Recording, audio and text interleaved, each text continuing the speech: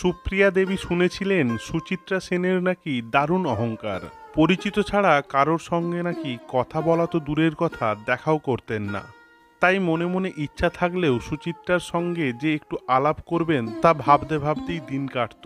তবে সিনেমার পর্দায় যখন সুচিত্রা উত্তমকে দেখতেন, সেই জুটির ম্যাজিকে বারবার মুগ্ধ হয়েছেন সুপ্রিয়া। কিন্তু নিন্দুকেরা বলতেন সেই সময় উত্তমকে নিয়ে নাকি সুচিত্রা ও সুপ্রিয়ার মধ্যে নিত্য টানাপোড়েন ছিল। সত্যিই কি তাই? এক সাক্ষাৎকারে তেমনই এক গল্প তুলে ধরেছিলেন টলিউডের সবার প্রিয় বেনুদি অর্থাৎ সুপ্রিয়া দেবী।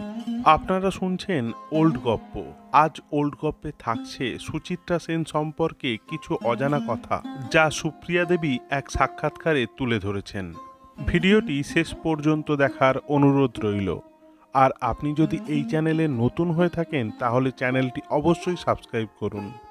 যে বেনুদির সঙ্গে উত্তমের প্রেম নিয়ে টলিউড ছিল সদা সরগম, সেই সুপ্রিয়াই জানিয়েছিলেন সুচিত্রার সঙ্গে তার জমজমাট আড্ডার কথা।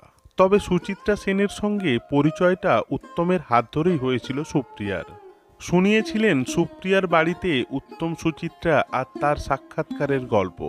এক জনপ্রিয় বিনোদনমূলক পত্রিকায় দেয়া সাক্ষাৎকারে সুপ্রিয়া জানিয়েছিলেন 1954 সালের কথা। সবে মুক্তি পেয়েছে উত্তম সুচিত্রা অভিনীত অগ্নি পরীক্ষা ছবিটি। তা দেখতে গিয়েছিলাম। সেই সময় ছবিটি নিয়ে দর্শকদের মধ্যে দারুণ উন্মাদনা ছিল। খুব কষ্ট করে 2-3টে টিকিট পেয়েছিলাম। সেই সময় থেকে সুচিত্রার সঙ্গে আলাপ করার একটা ইচ্ছে জেগেছিল। আসলে সুচিত্রার সঙ্গে আলাপ তখনও সেভাবে সম্ভব হয়নি। সুচিত্রা সেনের সঙ্গে আলাপ করার ইচ্ছাটা পরিচালক নির্মল দেখে জানাই। তখন নির্মলদার বসু পরিবার ছবিতে অভিনয় করছি আমি।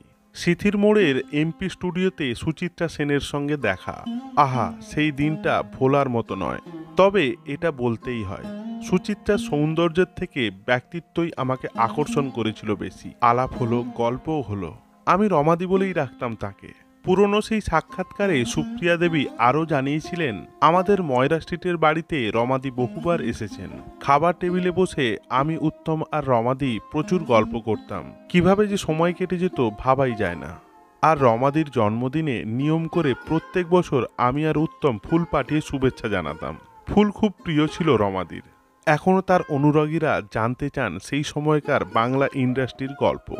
আজকের ভিডিও এই পর্যন্তই। আজকের এই ভিডিওটি যদি আপনাদের ভালো লেগে থাকে তাহলে ওল্ড গপ্প চ্যানেলটি সাবস্ক্রাইব করে পাশে থাকুন। ধন্যবাদ।